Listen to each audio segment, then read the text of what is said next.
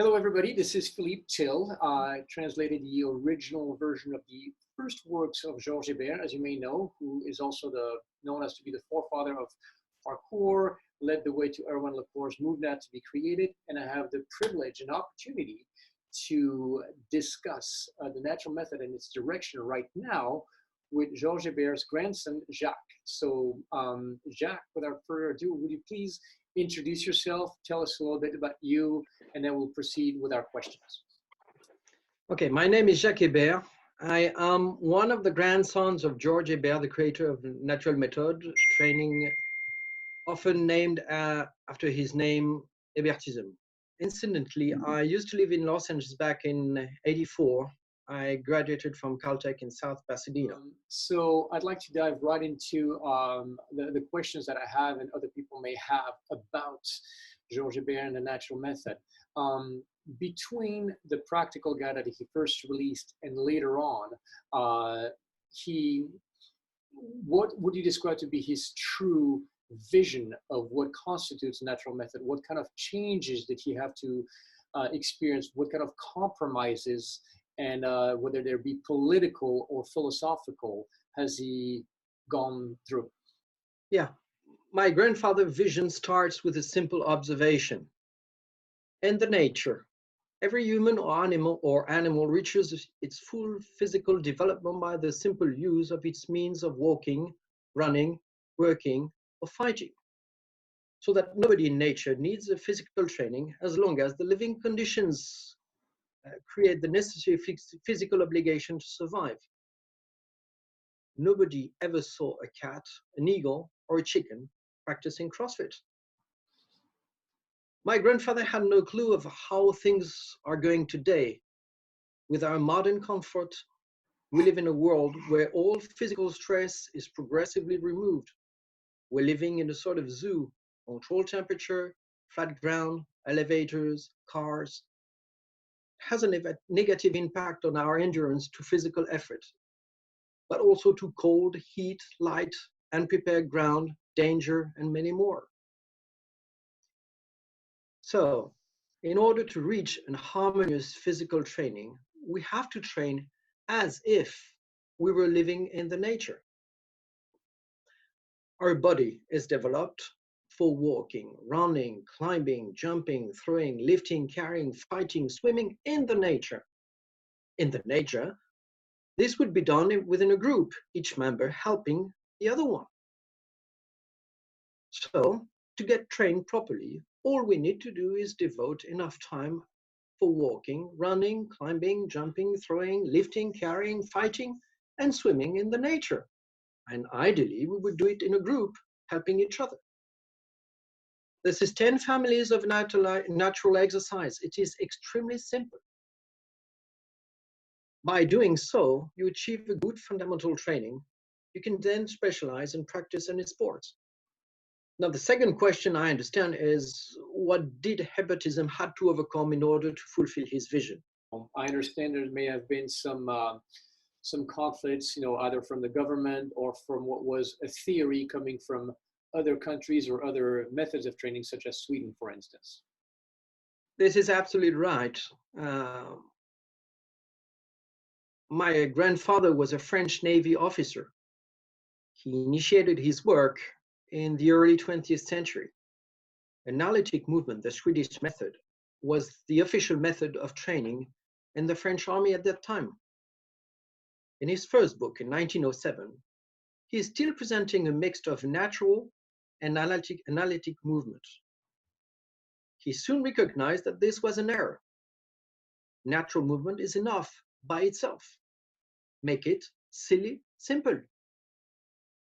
After only 5 years, he dropped analytic movements and named his method Méthode Naturelle in French, which can be translated in natural method. He designed an obstacle race for the training of his own soldiers. This obstacle race was adopted by the French, English, and US armies during World War I, and then by all the armies in the world. Since then, his main principles regarding training did not change. So the real question is, what did Hébertisme have to overcome in order to fulfill his vision? That question is still valid today. This means that the question can be, what does Hébertisme have to overcome today in order to fulfill his vision? A gym coach told me one day, no one can seriously believe that the human body is fitted to lift 30 times such heavy weights looking at himself in a mirror. But of course, it gives big muscles, and this is what my customers are asking for.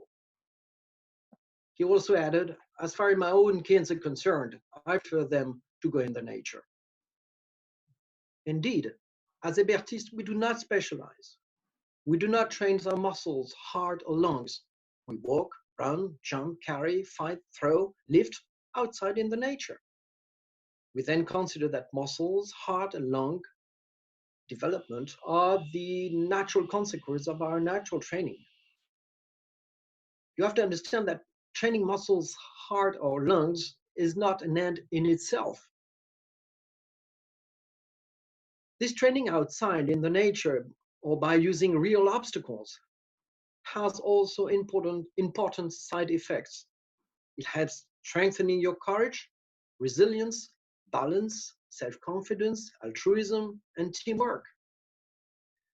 I already told you, Hébertisme is extremely simple. An Hébertiste needs no stadium, no spectator, no marketing budget, no sponsor, no advertising, no physiotherapist, no doctor, no medals, no award. So the answer to your question is probably an Hébertiste is sort of out of the system. Physical effort has to be done, of course. The idea is that it should always be done as close as possible to nature.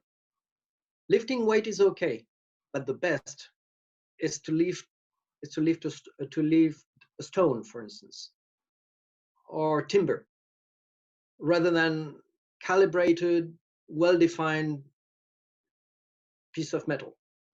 His method is called natural movement, natural method. So everything that gets away from nature is not the best.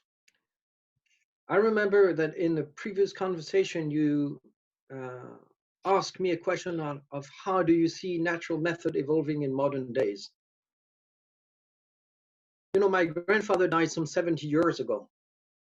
After a long ice age, his ideas are now in accordance with today's movement toward global ecology.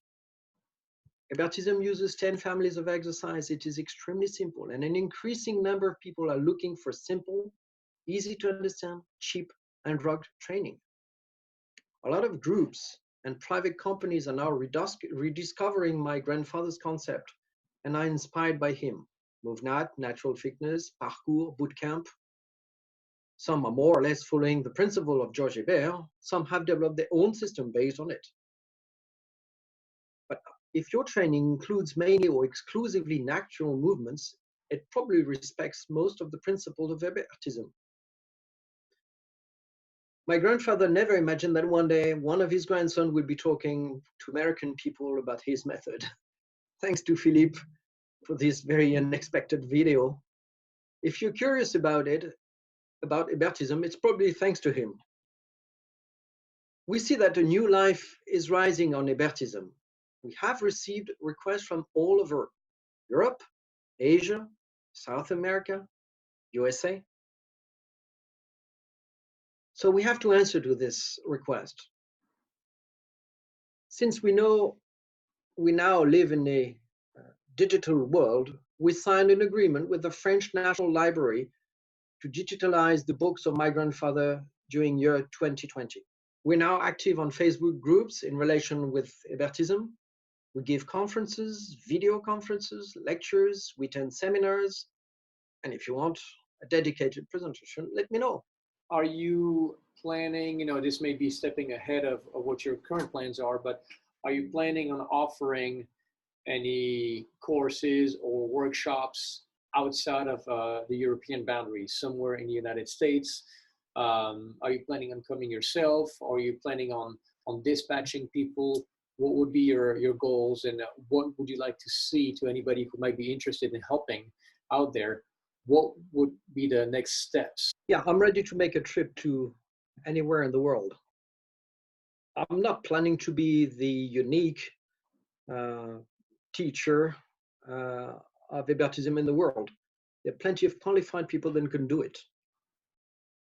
I rather think that people should use me for what I am, which is I have a pretty good knowledge of the history, the background, the philosophical aspect of Hébertisme. You're mentioning that ideally would be lifting stones or timber or tree trunks, etc., going out in nature rather than calibrated piece of equipment and predetermined weights. Do you think there's a way to still train in an enclosed environment like a gymnasium where you have methods to throw, to fight, to swim, and still be respectful of the vision? Of course. My grandfather did it in Reims in 1913. He had a gymnasium, but he was practicing natural movements. Rather than building muscles, lungs, and heart, you have to focus on real obstacle, real objects, real exercise. That's the key point. The best is doing it in nature, because then the amount of information that your brain is getting through your eyes and ears is much more important, because the ground is not flat, because the obstacle is never what you expect. You have to be more prudent, wise, cautious, which of course is, you cannot do that in a gymnasium where everything is calibrated, the temperature is correct, the object is perfect, you cannot hurt yourself. So it's better than doing nothing.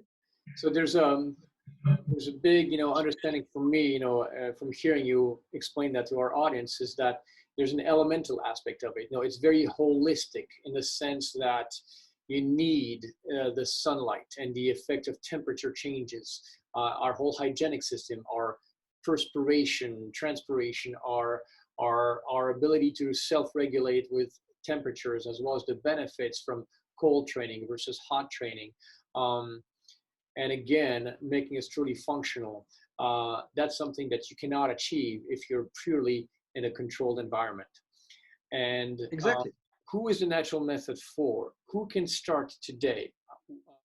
In France, in a city in France, in southwest of Paris, which is named Orléans, they train a group of 70 people, 70 persons at the same time. You have young guys, young girls, children, mothers, fathers, grandmothers, grandfathers, all together in the same team. And all these people, they run, they walk, they climb, they throw, they lift, all together.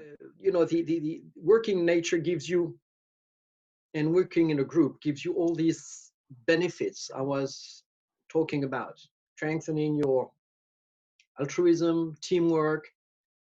An important aspect that my grandfather insisted on is happiness.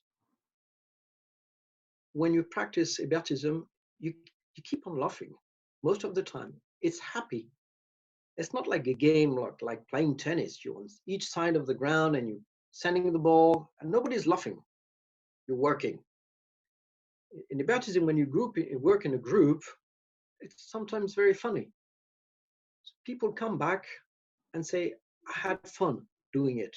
I had fun practicing here, because there's no first, there's no last. Everybody's working together.